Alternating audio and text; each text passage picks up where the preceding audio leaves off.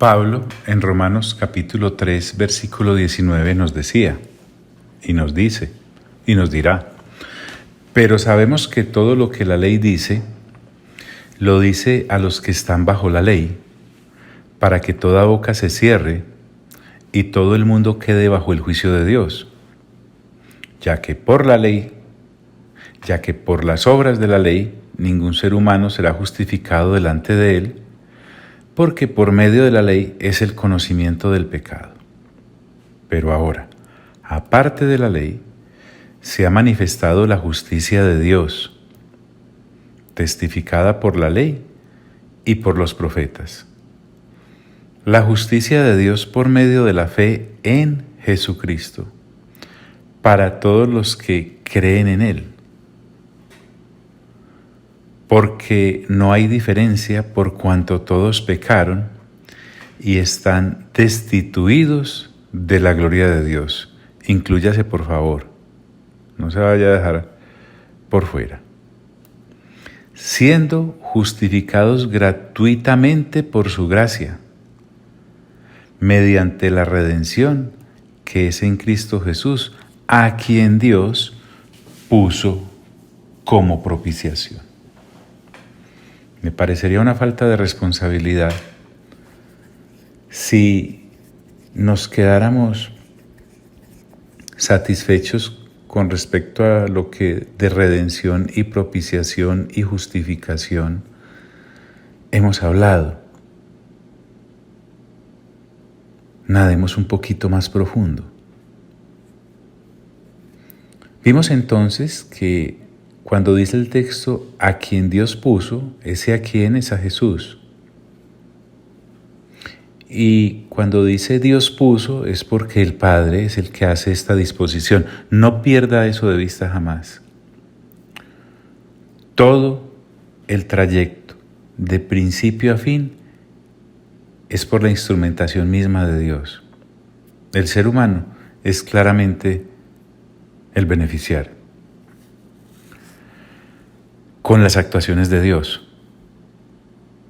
Entonces, vimos acerca de lo que los estudiosos han llamado el asiento de la misericordia al cual Pablo se refiere cuando habla de propiciación en este texto. Y recordemos que en Éxodo se nos dice que Dios hablaba desde ese lugar. Desde ese lugar le habla a Moisés, como lo vimos en Números. En ese lugar es donde el pueblo era reconciliado al rociar la sangre. En ese lugar era donde moraba Dios. Y vimos cómo en 2 de Samuel ilustramos ese contenido visto. Hoy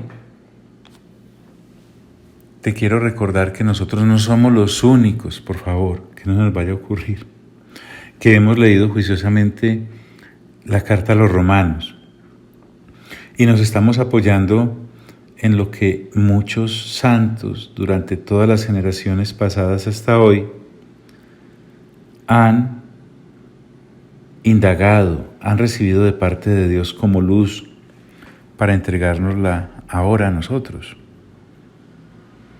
Voy a leerte un pensamiento de Barth. Barth, uno de tantos estudiosos, recoge a la vez lo que personas como Orígenes, como Lutero, como Calvino, como Adam, como Brun, como Bruce, como Barrett y como Richardson han dicho. Él hace como un compendio acerca de esta situación de la propiciación, la redención, la justicia. Y dice, permíteme leértelo como una poesía que estos estudiosos concluyen. Escúchala varias veces. John, ¿y usted por qué hace eso? Porque seríamos los más necios si pasamos por alto lo que Dios le ha entregado, como te dije al principio, a otros santos durante todas las generaciones. Escucha pues, comillas, la analogía con Jesús es especialmente apropiada, analogía a la que hicimos referencia como la tapa de la propiciación, la tapa esta que había sobre el arca. Cierro ese paréntesis dentro de las comillas. Vuelvo a comenzar. La analogía con Jesús es especialmente apropiada porque el asiento de la misericordia no es sino un lugar particular, si bien es muy significativo. Por el expreso designio de Dios, Jesús entonces había sido nombrado desde la eternidad como el lugar de propiciación encima del cual Dios habita y desde el cual Él habla.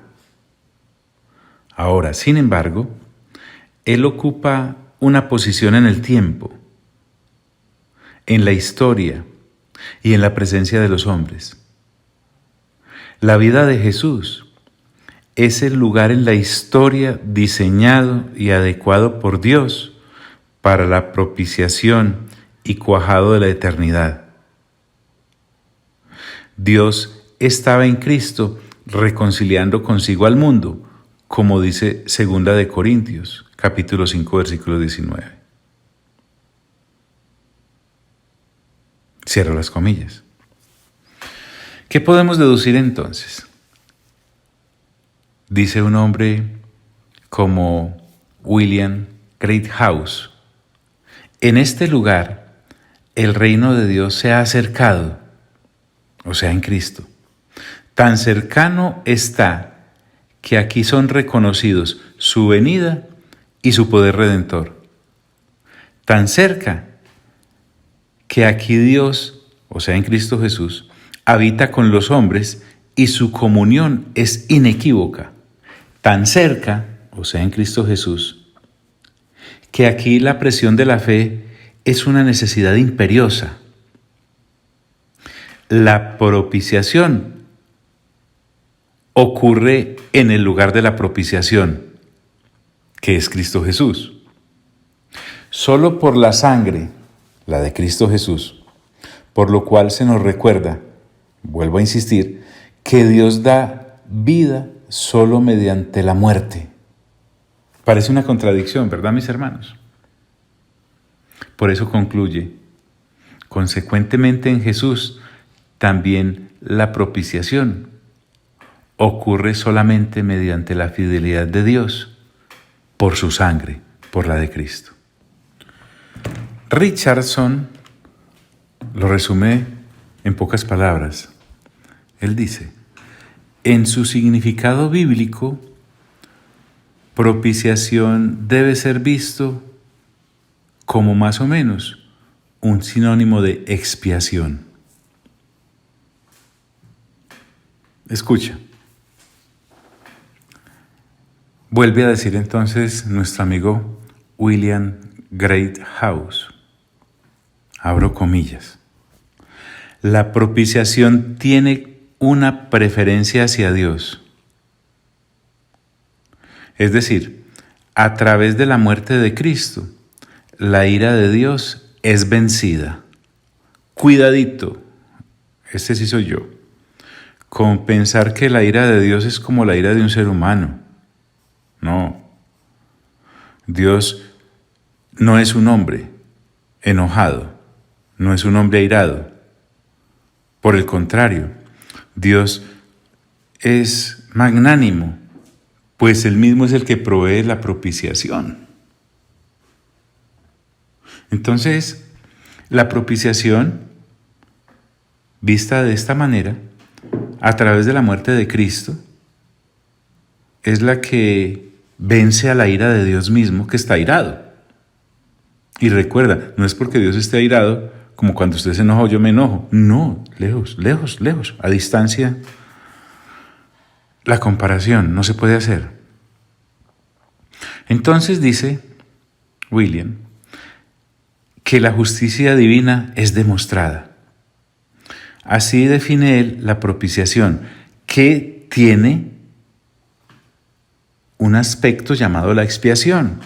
Y en cuanto a la expiación, él dice que hace referencia hacia el hombre. Así como la propiciación hace referencia hacia Dios, la expiación hace referencia hacia el hombre, porque entonces para el hombre el sacrificio de Cristo Jesús remueve, quita la culpa del pecado mismo del hombre. Como te dije al principio, no quería dejar sin tomar la referencia de otros pensadores que a través de miles de años han reflexionado sobre este pasaje. Dios nos libre de tal petulancia. Entonces habíamos visto que Dios decidió hablar a través de Cristo Jesús, Dios el Padre, con la humanidad. No hay otra forma de comunicarnos con el Padre. Pablo lo dice por ahí en otra de sus cartas, porque solo hay un mediador entre Dios y los hombres, Jesucristo hombre. El mismo Señor Jesús dijo, nadie va al Padre si no es por mí. Pero miremos un poco lo que el escritor a los Hebreos dice con respecto a esto. Es que créeme, tener claro de que Dios, el Padre, ha decidido hablar a través del Hijo, no es una cosa que podamos pasar así como de afán. Si uno no tiene eso claro, entonces la relación con Dios queda en las nebulosas. Miren este escritor a los Hebreos como lo expresa. Vamos al capítulo 1 de Hebreos y vamos a leer sus 14 versículos. Dice, Dios, está refiriéndose al Padre, habiendo hablado muchas veces y de muchas maneras en otro tiempo a los padres por los profetas. Piense en Isaías, piense en Ezequiel, piense en Jeremías, piense en Sofonías, en Malaquías, piense en Abdías, piense en Amós, piense en cada uno de los profetas, mayores, menores. El texto reconoce entonces que Dios habló muchas veces a través de ellos, pero inmediatamente corre a aclarar. En estos postreros días nos ha hablado por su Hijo, o sea, Cristo Jesús, a quien constituyó heredero de todo. El Padre decidió que todo está en cabeza de Cristo. Desde el principio hasta el fin. Mire qué grandeza. A quien constituyó heredero de todo y por quien asimismo hizo el universo. Es que no estamos hablando de construir un edificio o una ciudad o un viaducto, por favor. No, estamos hablando del universo. Todo lo que usted conoce y sus alrededores. El cual, refiriéndose a Cristo, siendo el resplandor de su gloria, con razón dice el apóstol Pablo, que el que ve a Cristo ha visto al Padre, ha visto al Espíritu Santo. Recuerde que se nos dijo que en Cristo Jesús habita corporalmente toda la plenitud de la deidad. Me parece esto maravilloso. Bueno, sigo con Hebreos capítulo 1, porque estoy ampliando, pero no me puedo quedar acá. Siendo el resplandor de su gloria y la imagen misma de su sustancia, y quien sustenta todas las cosas con la palabra de su poder. El escritor a los Hebreos nos expresa con lo máximo que puede el lenguaje humano reseñar acerca de la persona de Cristo Jesús. Es que si no tenemos claro quién es Cristo Jesús y que a través de Cristo Jesús es que Dios ha decidido hablar desde hace 2000 años, nuestra fe es pírrica. Y él no se quedó solo ahí. Es que esto tiene... ¿Por qué te estoy leyendo este texto? Porque tiene mucho que ver con lo que estamos leyendo en Romanos capítulo 3. Habiendo, continúa Hebreos, efectuado la purificación de nuestros pecados por medio de sí mismo. ¿Te das cuenta? ¿Ves cómo, en otras palabras, propiciación, expiación, justificación vuelven a aparecer en el texto de Hebreos? Y la cosa no quedó ahí, con la purificación, con el sacrificio, con la muerte, para nada. Habiendo efectuado la purificación de nuestros pecados por medio de sí mismo, se sentó a la diestra de la majestad en las alturas. Este escritor a los Hebreos nos resume todos los evangelios en unas cortas palabras. Me está hablando de que el Señor Jesús resucitó. Sabemos por la lectura juiciosa que todos hacemos mes a mes del Nuevo Testamento que estuvo 40 días más acá en la tierra compartiendo con sus discípulos. Pero él ascendió y se sentó a la diestra de la majestad en las alturas. O sea, la oficina de despacho actual del Señor Jesucristo está exactamente al lado de la del Padre en los cielos. Es que no hay ser humano que se le pueda comparar al Señor Jesús y tampoco hay ángel que se le pueda comparar al Señor Jesús.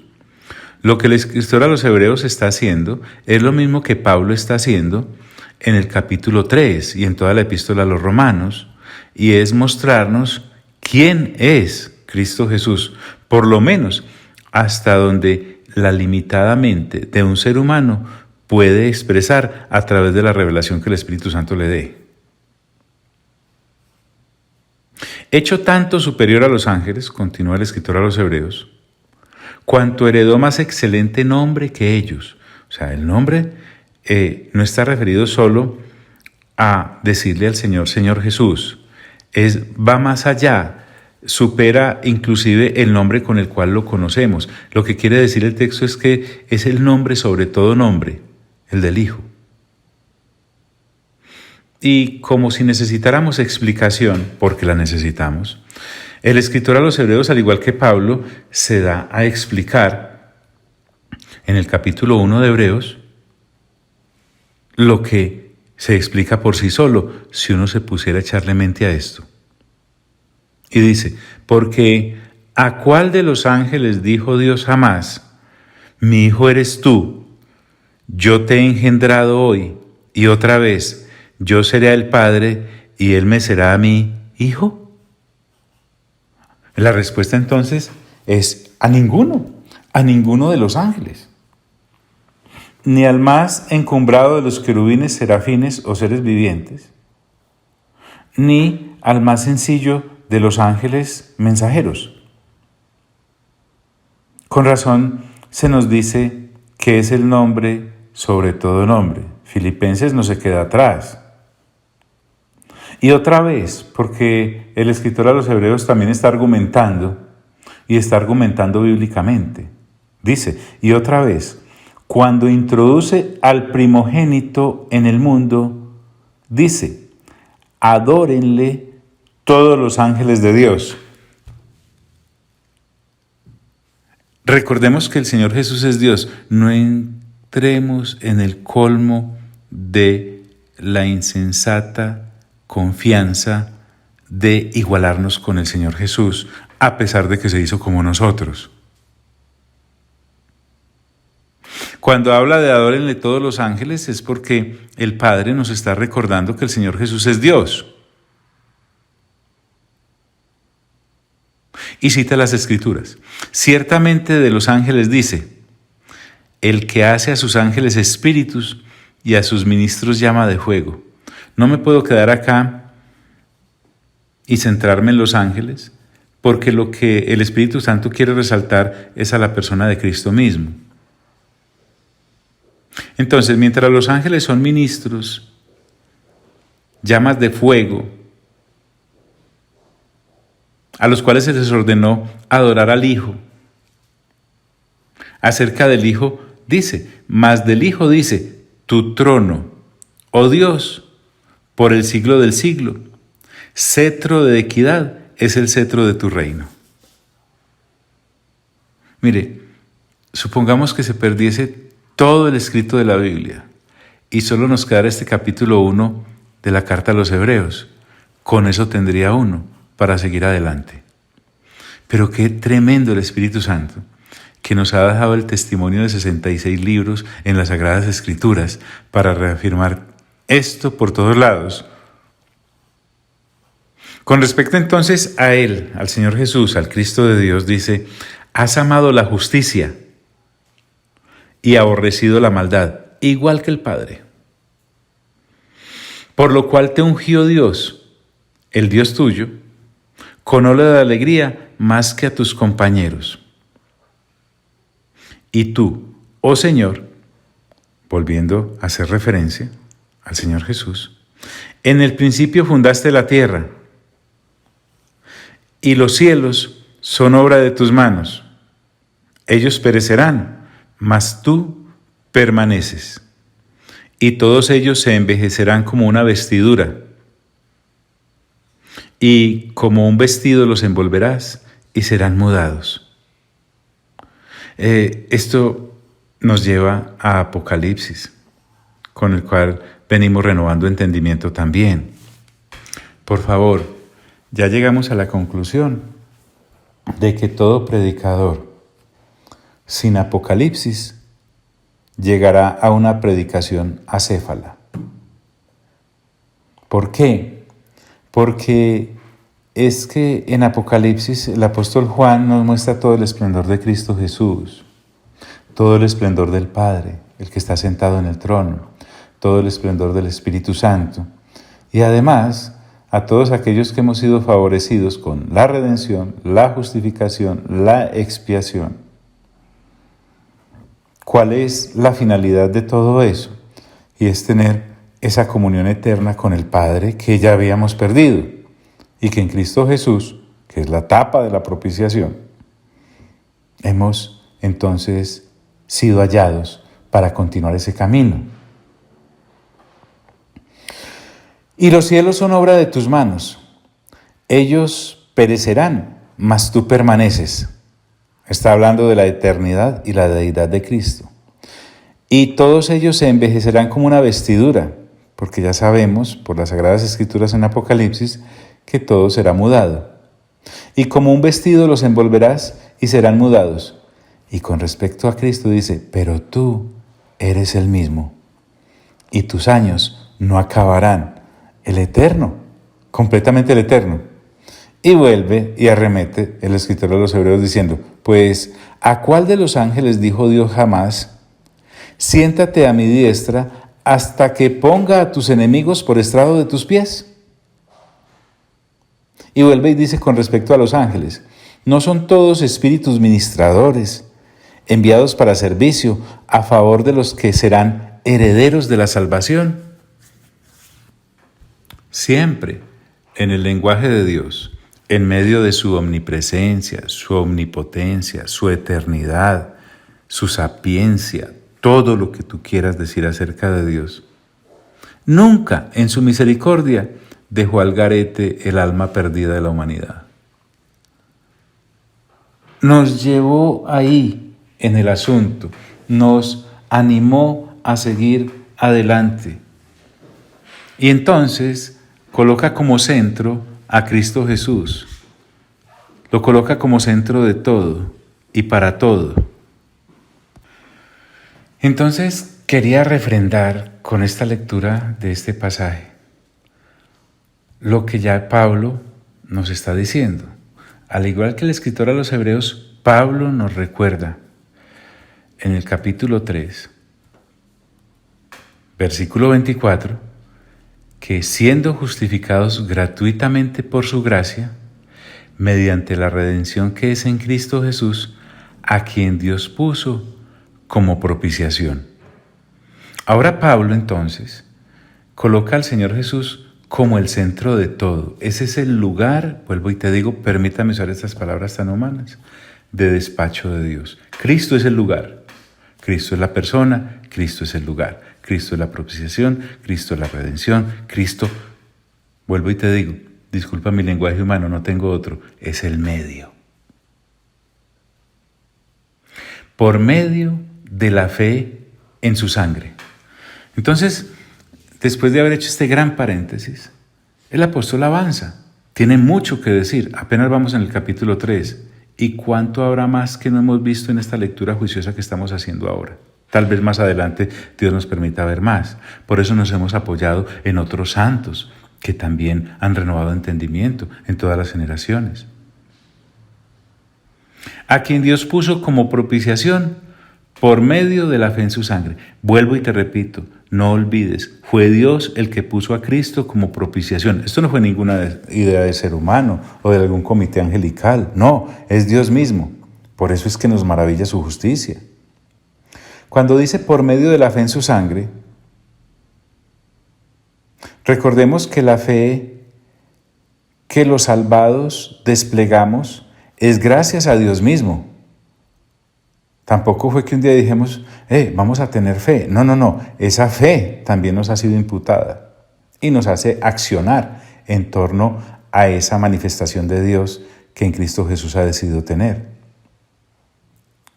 Es decir, por medio de la fe nos da a entender que nos identificamos con la muerte de Cristo, nosotros. Que aceptamos el juicio de Dios sobre nuestros pecados en Cristo. Y muriendo a ellos en Cristo, es que ahora podemos vivir en Cristo. Lo inmenso entonces es pensar que al mismo tiempo que morimos, estamos recibiendo vida en Cristo Jesús. ¿Sabes? Cuando las personas llevaban el animal que iba a ser objeto del sacrificio, colocaban su mano sobre el animal. Lo que estaban haciendo era identificarse con lo que a ese animalito le iba a ocurrir. Estamos hablando del sistema sacrificial del Antiguo Testamento, allá, en el tabernáculo, en el templo. De la misma forma, cuando en nuestra fe, que nos ha sido dada por Dios en Cristo Jesús, accionada por el Espíritu Santo, decimos que entonces creemos en lo que Dios a través de Cristo Jesús ha hecho, es como si pusiésemos la mano, permítame la expresión, en eso que te estoy diciendo, aceptando que al morir Cristo, morimos nosotros. Porque es que ese era nuestro merecido, no más. Pero resulta que Cristo Jesús, que ejecuta la expiación, la redención, la justicia, no me puedo cansar de repetirlo, es ese cordero inmolado. Y esa identificación que por la fe, gracias a Dios, tenemos en Él, es la que nos hace decir, en Cristo, he muerto, en Cristo, ahora tengo vida. Maravilloso. Por medio de la fe en su sangre, ojo con esto, la fe acá no está puesta en la sangre como tal, como un amuleto. No. La sangre es la instrumentación que nuestro Salvador ejecutó. Pero no es la sangre en sí. Escuche bien lo que voy a decir. Es de quién es esa sangre. La fe nuestra está, la fe bíblica, la fe nuestra está entonces en Cristo Jesús, que fue quien derramó su sangre, que fue quien entregó su vida. Y mira, si nosotros somos honestos con esto que acabamos de discernir en compañía de muchos otros santos durante todas las generaciones hasta el momento, es como para hacer un alto y decir,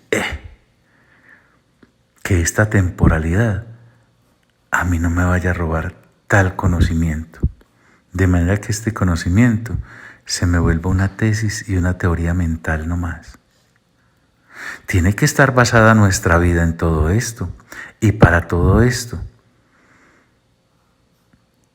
El apóstol Pablo, al escribir, guiado por el Espíritu Santo, esta carta a los romanos, nos está demostrando que seres humanos como él, en cada generación, han decidido dejar que la rueda hámster del sistema del mundo caído siga rodando con todos aquellos que tiene capturados y como esclavos, para que en cada generación haya personas, como todas las que te leí anteriormente, que decidieron dedicar al tener, por la misericordia de Dios, este conocimiento, su vida entera, a que otros, generación tras generación, la sigan teniendo hasta que el Señor Jesucristo vuelva. Porque lo más triste que le puede pasar a un ser humano es nacer para comer, para trabajar, y trabajar para comer y comer para trabajar, desde que sale desde el vientre de su madre hasta que lo llevan al ataúd, y pasar por esta vida sin mirar hacia el cielo y decir, debe haber un Dios. Mirar las montañas y decir, debe haber un Creador. Ve, ¿y cómo estoy en esa relación con ese Creador? Por favor, qué vana entonces es la existencia de algunos, pero qué valiosa es la de todos aquellos que en Cristo Jesús hemos sido llamados a reconciliación con Dios, y que en Cristo Jesús Dios ha decidido reconciliarse con nosotros. Amado Padre Celestial, vamos a dejar acá para escuchar esto varias veces en la semana, mientras llega el siguiente mensaje, y afianzarnos. No importa si eres viejo como Matusalén o si eres niño como un recién nacidito. Lo que Dios nos está entregando en esta lectura juiciosa de la carta a los romanos es oro celestial, es riqueza pura en Cristo Jesús. Por favor, te lo suplico, no la dejes pasar. A ti, amado Padre Celestial, sea toda la gloria. A ti, Señor Jesús, sea toda la honra. Y a ti, Espíritu Santo, sea todo el honor. Y a los tres, por los siglos de los siglos de los siglos. Amén.